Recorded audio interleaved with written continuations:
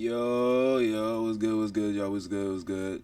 Alright, so, this is what we're gonna react to, okay? Hope y'all doing good. Make sure you tap on all the socials, right? Obviously, Twitch, YouTube, TikTok, I'm everywhere. Gonna be everywhere. But yeah, man, so, seen this video, I was interested. It says, murderers who blame fictional characters. This is about to get crazy. Like, I'm saying right now, it's gonna be pre-SpongeBob, I'm just gonna throw a wild one. I'm gonna say like pre-Halo. Does that even count as a cartoon character? I don't think so. That's a video game character. I don't know. I just feel like it's gonna be like superheroes, all that stuff. You know what? Some character from GTA. Some character from GTA. I'm calling it right now. But this video from Tubbs. Let's react to it. This is gonna be good. I'm already knowing. Fictional characters. We all love them, right? Yep. Whether they be live action or animated, I'm willing to bet we've all had our heartstrings pulled by them one way or another. But what about being inspired by said fictional character to commit a gruesome crime such as murder? That is what today's video is dedicated to. Murderers who blamed fictional characters. Hey guys, welcome back to another video. My name is Tuv, and I don't know about where you guys live, but over here in LA, it is extremely hot. So that's why your boy can't wear long sleeves for maybe the entirety of summer. And I thought I was still gonna look like an investigator, but I think I look lame. Just with a short sleeve and the suspenders. Yeah, this is Nah, it's tough. I look like I'm cosplaying all you need nerd is a holster, bro. But let me know what you guys think. Do I look lame? Do I look cool? And if you're not subscribed yet, don't even worry about that. I will earn your subscription by the end of this video. But yeah, with that being said, let's get right into the topic. I've been subscribed to Tubbs though. YouTuber. Mark Twitchell, the Canadian who wanted to be Dexter. This seemingly average filmmaker transformed his garage into a kill room with plastic sheeting. Oh, I thought you meant like Dexter's Laboratory. Oh, so we talking about like that murderer Dexter. Okay. Steel drums for body parts and a butcher kit. First of all, no, that's not the plot of a Dexter episode. And second, yes, that actually happened. This is Mark Twitchell, a Canadian man who didn't just binge watch Dexter, he literally tried to become him. So overall, I'd say his story is as strange as you would expect. Back in October of 2008, for instance, this 38-year-old man named Johnny Altinger went missing in Edmonton. That's somewhere in Alberta, Canada. His friends started getting these weird emails supposedly of him saying he had met some woman named Jen and suddenly took off to Costa Rica. But then here's the thing, his passport was still sitting at home. As they began to dig deeper, they found out that just before vanishing, Altinger had indeed told friends he was meeting a woman from a dating site, but the directions to what was supposed to be her place though didn't lead to her or a main house for that matter. They led to a detached garage rented by Mark Twitchell. Now, far from what might be typical to one, he was said to not look anything like a killer. He was in fact apparently almost good looking, and honestly he lived pretty averagely. Just a normal 29. He's married? He was married? What fascination do you get from this shit, man? Oh my god. Year-old dad with a wife and little daughter, making indie films and trying to break into the industry. That's what made everything that followed so disturbing. I mean, this dude was so obsessed with Dexter Morgan that he literally changed his profile picture to Michael C. Hall, the actor who played Dexter. Although he kind of left trails everywhere and that's how he'd get caught. For example, he chat online with this woman, Renee Waring, about hypothetical murder scenarios, and one time, he straight up told her, "You do it like Dexter because Dexter shows you how to do it all the time." Then, as police went through his stuff, they found this deleted file on his computer called SK Confessions. SK, you know, serial killer. And it literally began with, "This is a story of my progression into becoming a serial killer." But that's not the only thing they found there. The amount of evidence was actually insane. Blood spatter all over the walls. They even found a fragment of a human tooth in there. Also, pretty weirdly, for almost 2 years, Twitchell wouldn't say where he put Altinger's body. That was until finally, in 2010, when he led cops to a sewer just a block from his parents' house. By this point, there was no escape. Although he tried this bizarre defense, arguing that all of this had been for artistic gains, some project he called multi-angle psychosis layering entertainment. He actually claimed all niggas just call killing anything. It's just multi-psychosis lasering entertainment. You call killing anything, murder anything. Straight up murder. What? Altinger attacked him first, but of course nobody was buying that. In 2011, they gave him life with no parole for 25 years. Today, he's still locked up, still claiming he's innocent, saying it was for the people who enjoy watching murder on TV. No, bro. Charles Ng was inspired to kidnap, torture, and murder young women by the John Fowles novel, The Collector. So there's I don't this know about this one, 1963 y'all. novel named The Collector about a lonely man who kidnaps a young woman and keeps her locked in his basement, convinced she'll eventually fall in love with him. Most people read it as a disturbing psychological thriller and move on with their lives. But Leonard Lake and Charles Ng, well, they read it almost as if it was an instruction manual. This happened. Like, I ain't gonna lie, every time I think of a crime like that, it's always like the weirdest looking people, and I be right too. Oh, that just gave me the chills. Back in the 1980s. Lake was this survivalist guy obsessed with preparing for nuclear war, while Ng, who you can see here with the thick rimmed glasses that seem, and I'm generalizing a bit here, to be a signature psycho look. Sorry to all my thick framed glasses people. Nah, Didn't it's diss true. you there. I ain't gonna lie. I'm sure you guys He's are not lying. not serial killers. Well, he was a former Marine with a rather troubled past, and when they found each other, they created something absolutely horrifying. Lake became completely obsessed with the book and started calling his plan Operation Miranda, named after the kidnapped woman in the novel. He built a concrete bunker on his remote California property, complete with hidden rooms, two-way mirrors, and a list of rules for what he calls his M-ladies. Let me read a few for you. I must be ready to service my master. I must never speak unless spoken to. I must never show disrespect, either verbally or silently. I must obey immediately and without question or comment. So as you can imagine, this was more like an SA torture chamber. There were tools, handcuffs, women's clothing, and videotapes. Also, perhaps these two weren't the smartest people in the world because they had documented their crimes, showing them torturing terrified women while threatening them with death. Oh my god. Damn, the graphics look beautiful on this. I actually might have to tap into that game. The graphics look good on this. What is this called? Still Hunters.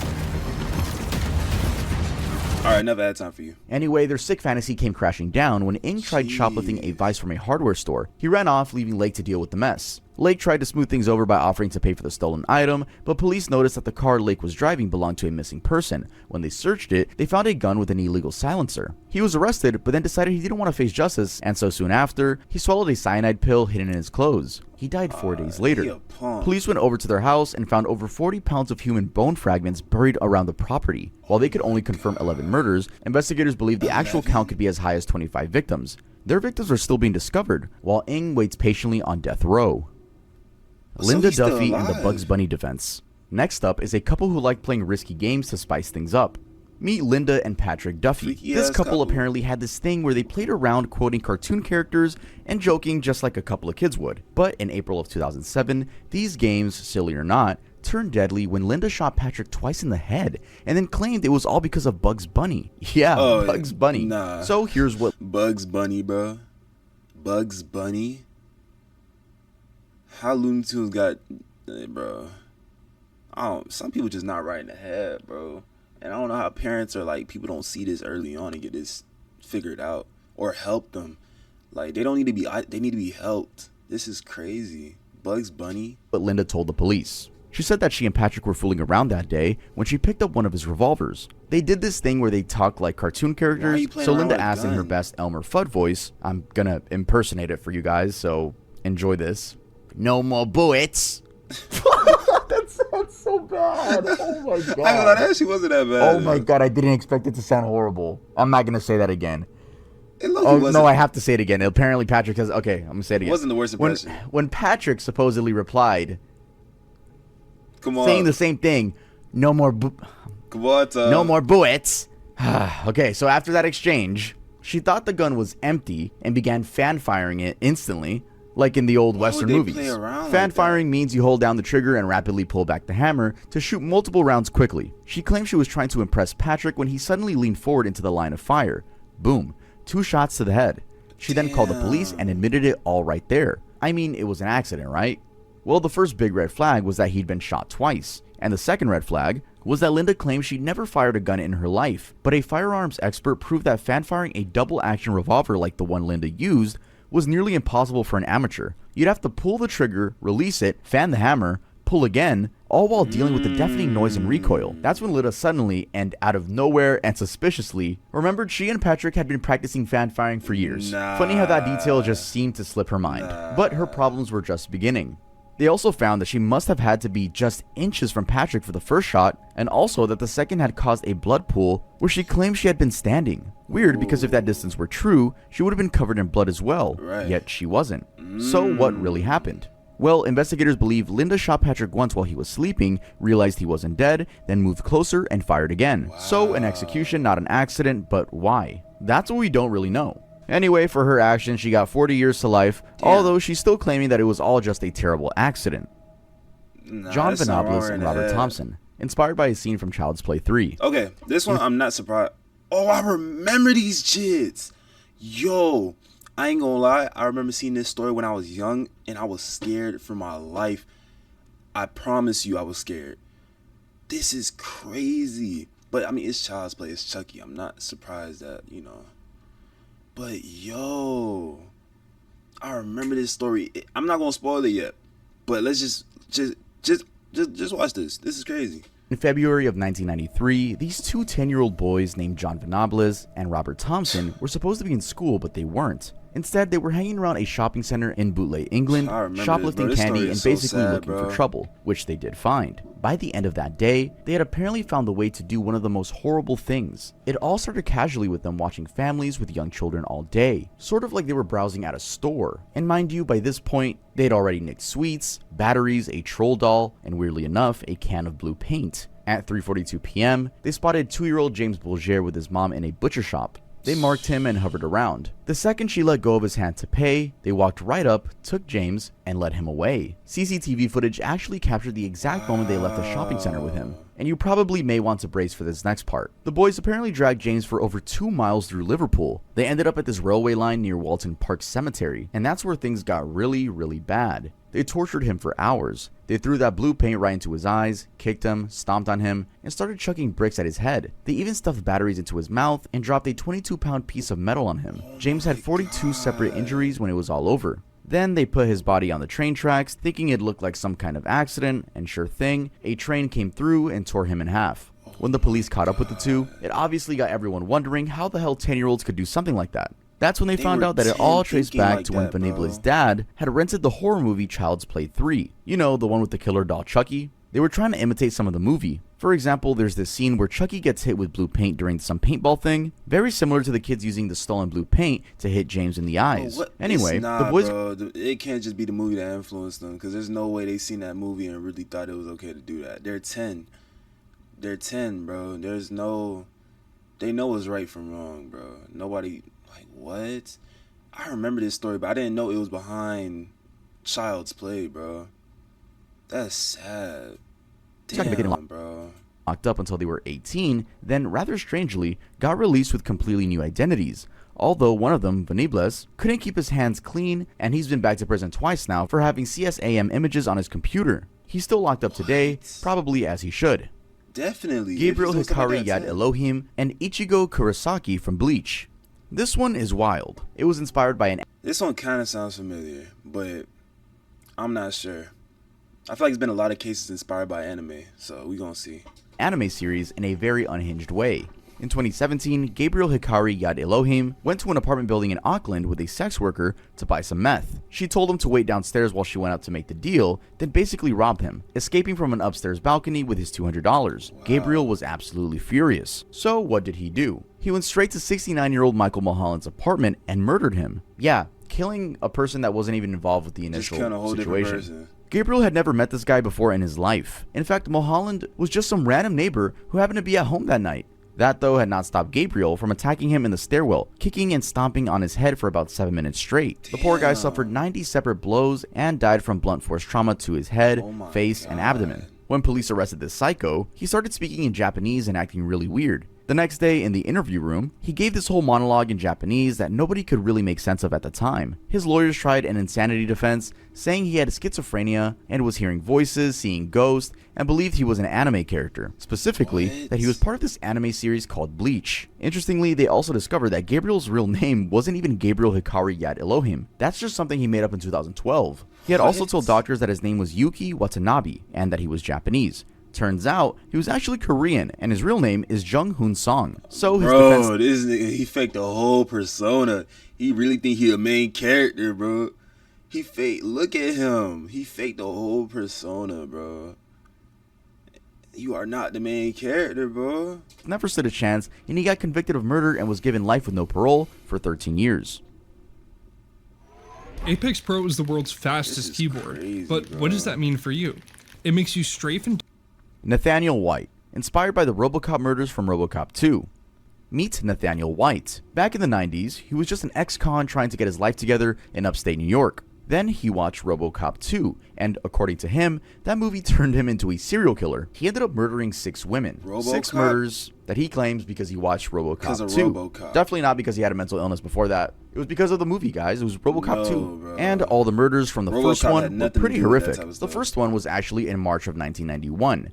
Picture this. Why is A all this couple's happening walking in the along some 90s? abandoned railroad tracks in Middletown when they spot what they think is a discarded mannequin. But at a closer look, it's not. It's a human body. A body that turned out to have been that of 29-year-old Juliana Frank. She lay there naked, brutally stabbed over 40 times, and posed 40? in a suggestive position. She was 4 months pregnant, and White had cut the fetus out of her body. When police eventually caught White over a year later, he said Juliana was the first, and that the way he killed her was inspired by RoboCop. In his words, there was a scene where someone gets their throat cut, then sliced straight down the chest to the stomach and left in a posed position. White said he copied it exactly as it was in the film. His second victim was 14-year-old Christine Klebb, a niece to his own girlfriend. Then came Loretta What? Huggins, The niece to his own girl. Family. He killed family?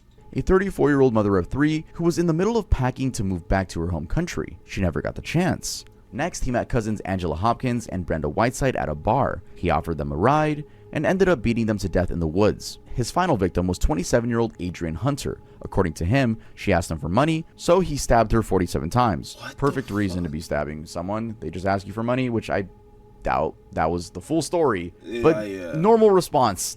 It's not added Anyway, up, bro. he was eventually caught and convicted on all counts. He got 150 years to life. He's still locked up at Elmira Correctional Facility in New York. Stephen Miles blames Dexter and his alter ego Ed. Next Bro, up, we Dexter's on a roll. Dexter's on a roll. What's up with everybody's fascination with Dexter, bro? This is scaring me. See, my jizz is not gonna watch Dexter now. I ain't gonna lie, my jizz is gonna watch Bubble Guppies, SpongeBob, Wow Wow Wubsy, Yo Gabba Gabba. Bro, y'all not watching none of this stuff, bro. They not watching none of this until they graduate high school at least. I don't know. we have I a don't Dexter trust this case type of again. stuff now. But This this is time it crazy. inspired a Oh yeah, he 16-year-old did kid. it. He 100% did it. Look at him. Come on. Look at him. He looks like a young Dexter, bro. He did this. Look. Nothing behind those eyes besides pure anger and hatred.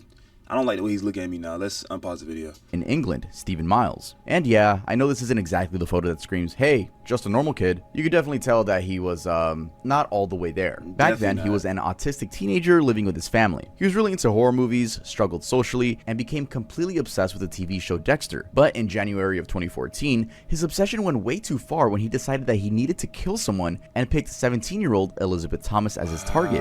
Now, you should know, and this is heartbreaking, Elizabeth was actually one of the few people who stood up for Stephen when others called him weird or different. She'd befriended him, the awkward kid he was, and genuinely tried to help him fit in. But that kindness is what made her the target. Stephen called her his quote-unquote project, which is absolutely Project? chilling because it understates what he was actually planning. On January 24th, We gotta he stop stabbed her showing in that the head picture, and bro. back It's at his creeping me family's out. I flat. ain't gonna lie. But just like his TV hero Dexter, he didn't stop there. He grabbed saws and tools from his dad's tree surgery business and started dismembering her body, cutting off her legs and arm, then wrapping everything in cling film and stuffing the pieces into bin bags. Now, besides the Dexter stuff, Stephen had apparently been lost for telling his words right family now. about his alter ego named Ed, who supposedly instructed him to kill someone. When his sister came home about an hour after the murder, Stephen just randomly told her that Ed made him do something bad. Now, you'd maybe think this sounds like a clear case of mental illness, right?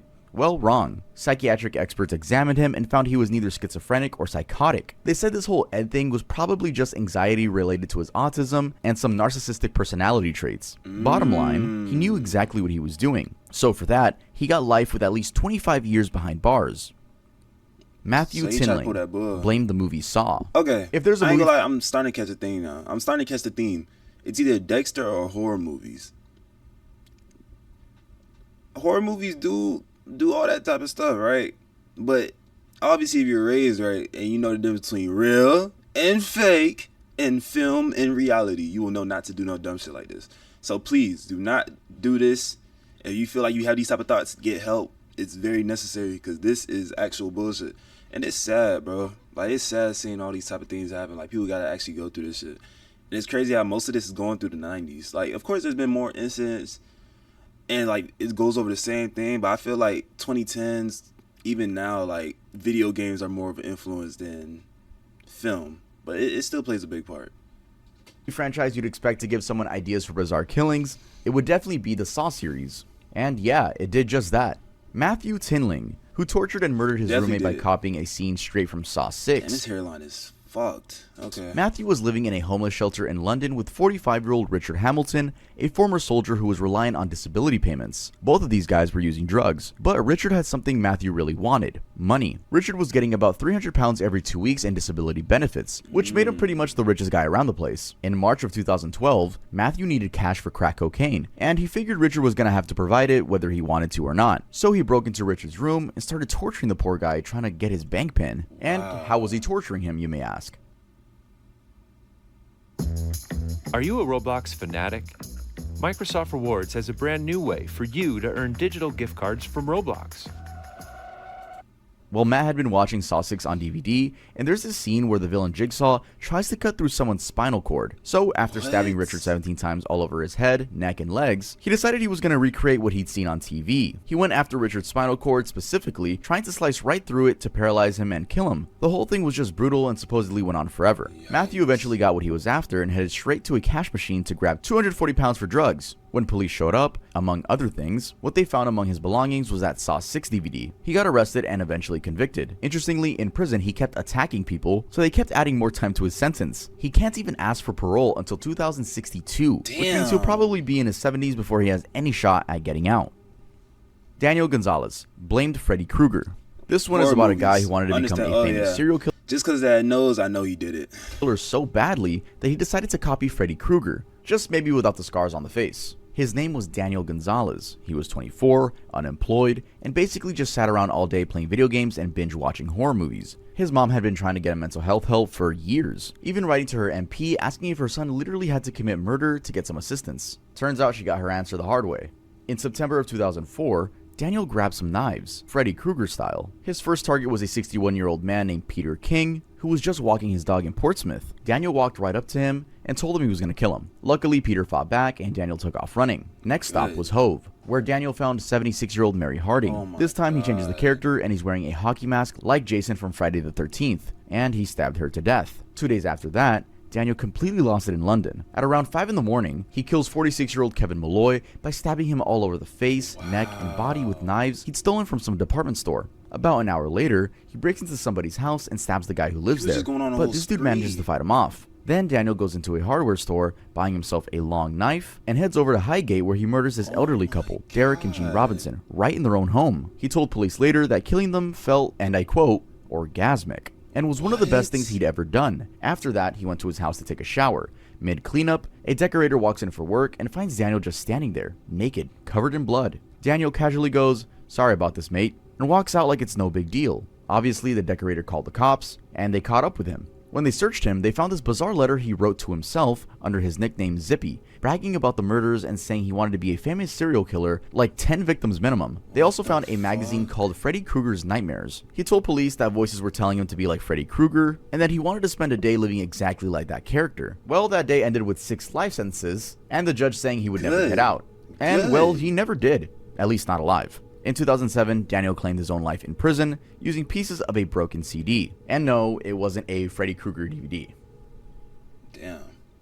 I mean, Thierry Gerardin it's sad, found but inspiration shit. from Scream. You deserve Next it, is this bro. Belgian truck driver named Thierry Gerardin. Back in 2001, Thierry was 24 and These just are a just lonely horror guy movies at driving this trucks point. for These a are not living. even cartoon No criminal characters, record, bro. no history of mental problems. Seemed pretty normal to everyone who knew him. He lived just a few doors down from this 15-year-old girl named Allison Cambier. I know you can probably see where this is going. Yeah. Allison would stop by Thierry's place sometimes to swap videotapes and just chat. She was friendly with the neighbors in general. On November 16th, which by the way was supposed to be her 16th birthday, she came over for what should have been a routine visit. That's when Thierry decided he was going to try something. When Allison shuts him down, this dude completely loses it. He tells her to hang on a sec and walks into the other room where he's got something stashed away, this Scream costume with the black robe, and that creepy ghost face mask from Scream. While he's in there, he grabs 2 huge kitchen knives. When he comes back out wearing all of this, he puts his hand over Allison's mouth so she can't scream, and stabs her 30 times. Just absolutely brutal. Basically tore open her whole left side. After he kills her, Thierry actually carries her bloody body over to his bed and places a rose in one of her hands, like he was trying to make it romantic or something. He then picks up the phone and calls his dad and some work buddy to tell them what he did. Yes, he confessed immediately after. And when the cops showed up and started asking questions, Thierry didn't even try to lie about it. He told them straight up that he'd been planning this whole thing and that the Scream movies gave him the idea. He got life in prison. Vadim Messages and The Matrix. Okay. What if this is... How could The Matrix... Alright, now my head is starting to hurt. How could The Matrix possibly influence you to do this? I'm genuinely curious. I thought The Matrix was like some badass action movie, like slow-mo and all that. I ain't gonna lie, I'm be real with y'all. I never actually sat there and watched the full Matrix. I've always seen like half of the movie or like clips. I need to watch the full thing, but I don't understand.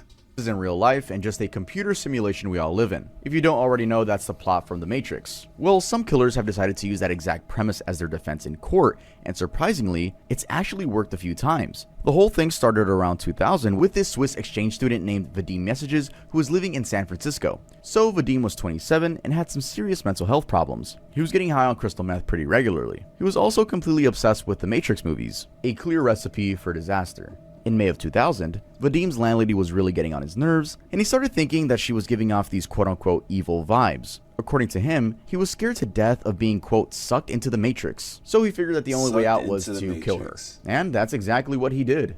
He shot her, then literally skinned and chopped up her body before tossing her torso in some dumpster at Golden Gate Park. When cops grabbed him, he just told them straight up he did it because of the Matrix. And it worked because a judge bought into his insanity plea, and the case never even made it to trial. But he wasn't the only one to pull off such a thing. 2 years later, there's this bartender named Tonda Lynn Ansley in Hamilton, Ohio, who walked up to her landlady. Coincidental that it was also a landlord. So anyway, she finds her on the street and shoots her 3 times in the head. Tonda claimed her landlady and 3 other people, including her own husband, were messing with her mind and making her have these dreams that weren't actually dreams. It was the Matrix. She thought killing the woman was totally fine because it wasn't happening in the real world. Her insanity thing worked too. It got to a point where it seemed like an easy way out for anyone, really. For instance, Joshua Cook in Virginia, a 19-year-old who was absolutely nuts about the Matrix. He had the poster hanging on his wall. He dressed up like Neo in this black coat and literally wore out his DVD from watching it over and over. In 2003, he grabs this shotgun that looks just like the one from the movie poster and kills his adoptive parents. Josh's lawyer tried saying he genuinely thought he was living inside the virtual reality of the Matrix when he did the murders. But the prosecution was like, what? Josh's 911 calls right after the shooting sounded pretty aware of what was real. Yeah, he's talking about getting the death penalty. If you're calling 911 right away, knowing 911 is not part of the Matrix, the real world, I'm pretty sure you know what you did, bro. You're just anxious. Not saying anything about being stuck in some movie, Josh ended up pleading guilty and got 40 years. Turns out he actually had schizophrenia, and both of his real parents had paranoid schizophrenia as well. Anyway, this whole Matrix defense got so popular that Warner Brothers actually had to come out with a statement saying it was disturbing and irresponsible to connect their movies to real violence. I'm Disguised Toast. Yeah, I ain't gonna lie, that's bad. I'm a Valorant that's streamer, like what, 3 and cases? I'm also an esports team owner. Me and Valorant, we teamed up. That's like 3 cases. John Hinckley and Taxi Driver. Never heard now, of this. before there was What's a Taxi Matrix Driver? defense or people blaming horror movies for their crimes, there was John Hinckley Jr. and Taxi Driver. This case basically started off the whole trend of killers using movies as their excuse in court. John Hinckley was this 25-year-old man from a rich family who just couldn't get his life together. He dropped out of college, went to LA trying to be some songwriter, and basically just wandered around the country feeling sorry for himself. Then, in 1976, he watched Taxi Driver, a movie about this lonely cab driver named Travis Bickle, who's completely cut off from society and decides he's gonna assassinate a presidential candidate to impress this woman who shot him down. And that actually pretty much sums up John Hinckley's life. But there's more, of course. The girl in question, for example, was none other than Jodie Foster. So, to impress her, he starts dressing exactly like Travis Bickle, army jackets, combat boots, all of it. He's keeping a diary just like the character, and even drinking peach brandy because that's what Travis drinks in the film. But in real life, Jodie Foster goes off to Yale in 1980, and John literally packs up and moves to New Haven just to stalk her. He's sending her these love letters and poems, calling her all the time, leaving messages. This goes on for months, and since she's not giving him the attention he wants, John starts having these fantasies about hijacking planes or killing himself right in front of her. You know, just to get her attention. But instead, he comes up with what he thinks is this genius plan. he's gonna shoot the president to impress her, just like in the movie. So the dude follows President Carter around during his campaign and gets within like 20 feet of him at some rally. On March 30th of 1981, John's reading the newspaper and sees that President Reagan's gonna be at Washington Hilton. He spends all morning writing this letter to Jodie Foster, explaining what he's gonna do. Then he hops in a taxi and heads to the hotel. When Reagan walks out, John just starts firing. All 6 shots from his gun. He hits Reagan, Press Secretary James Brady, some police officer, and a Secret Service agent. He gets tackled immediately, and then they haul him off to jail. During his trial, his lawyers actually played Taxi Driver right there in the courtroom as evidence, with John totally mesmerized by it. At the end, he gets found not guilty by reason of insanity and spends 35 years locked up in a psychiatric hospital. Jeez. And you won't believe this, but he got out in 2016, and now he's got a YouTube channel where he posts music. Oh, nah, we gotta go. Nah, we gotta go. Nah, we gotta go. No, I was not expecting that ending. Bro, no, bro. Guys, that's gonna be it for this video. If you guys enjoyed it, make sure to leave a like. If you guys aren't subscribed, maybe I earned your subscription by the end of this video. I ain't gonna and lie, with that bro. being said, Tubbs, I will see you guys next time I upload. Tubbs, you're W, bro. Tubbs, good video, bro. I've already been subscribed to Tubbs, bro. Bro, good video, man. I ain't gonna lie, very good video. That video was crazy. But it's like, bro, a lot of those were Dexter or just horror movie characters. Horror movie characters is a little more understandable because those are just, but you got to know the difference between real and fake. And if you're, remember guys, if you're having thoughts like this, please get help. It's not okay. But bro, thing about Dexter is like, I don't even watch Dexter, but doesn't Dexter kill like bad people or like people that's like on weird stuff? Like they're not completely innocent. Like they low-key could deserve some type of, I don't know. It's like a punisher in a way. I don't know, bro. But anyway, good video from Tubbs, man. Great video. Appreciate y'all. Make sure you tap in all the socials, YouTube, Twitch, TikTok, all that, man. I really enjoyed this. Good video. We gotta watch more Tubbs for sure. All right, man. All right, y'all boys.